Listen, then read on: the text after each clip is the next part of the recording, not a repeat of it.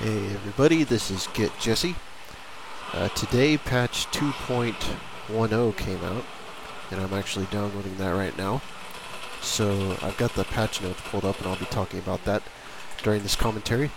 And I also want to point out the power of the medkit, which is coming up in about 3 minutes. So I'll talk about that when it comes up. First, let's talk about the patch notes. One of the Basically, there's a few gameplay changes and a few new features added. First, I'll talk about the gameplay stuff. Let's see. Okay, so one of the things they did is, when you're a squad leader and you select objectives and stuff like that to Frago, well, now instead of making it a 10-second delay in between each selection, now it's only a 2-second delay. So you know how you would accidentally select something you didn't want to select, and then you'd have to wait 10 seconds before you could select the thing that you did want to select? Well, that's not going to happen anymore. I really like that change. Another change is that when you're in a vehicle and you hit a friendly soldier, it cannot do more than 50% damage. So that's a good change, I think. When you're in a vehicle, the weapons on the vehicles are all very powerful and usually kill in one hit, so it's good not to automatically kill a friendly guy accidentally. Another change that they did is that they made the marksman recoil stability and marksman steady aim skills less effective, which I'm glad.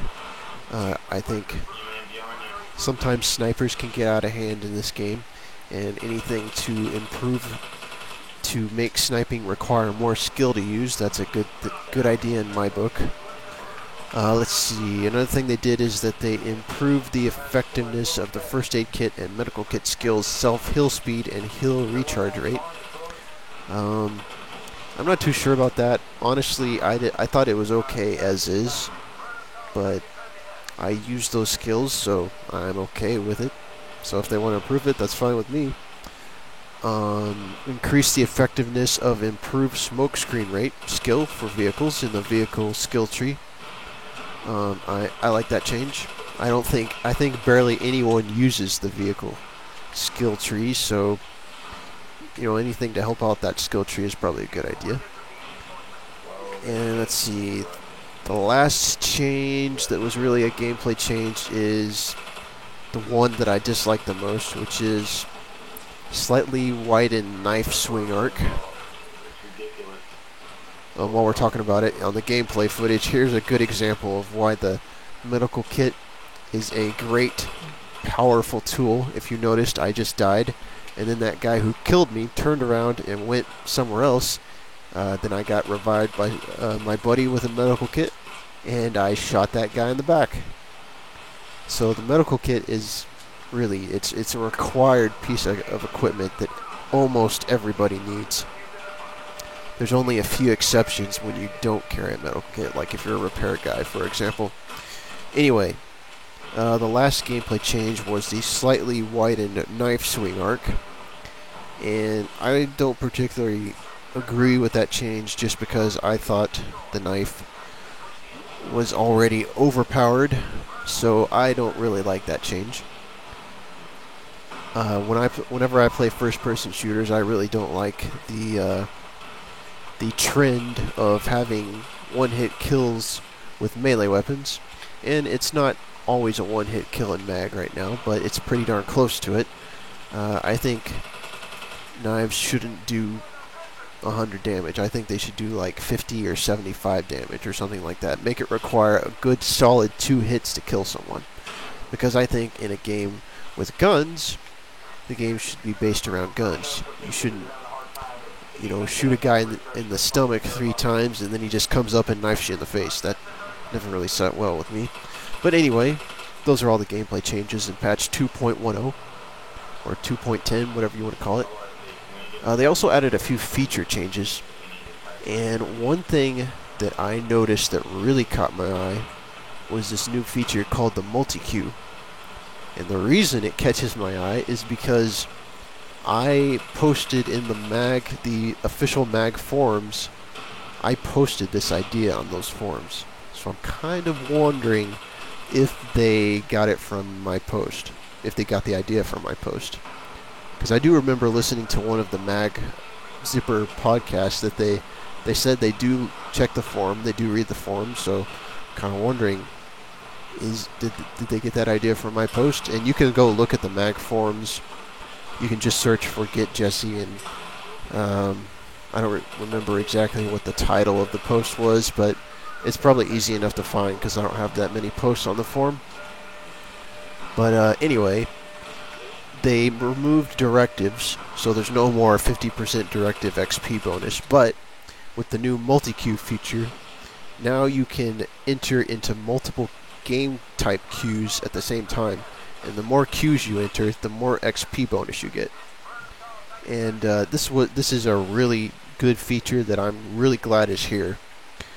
The reason I thought it was a good idea was because game types like interdiction, which is rarely played, one of the reasons that it's not played that much is because when you enter the queue and no one's playing, you don't want to sit there for 5 hours waiting for a game to start.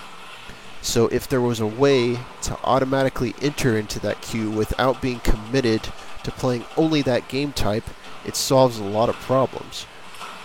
So now you can enter the interdiction queue without having to be committed to it, and you can play other game types while you're waiting for an interdiction game to get started up. So I'm really excited about that change. Let's see, what else was there?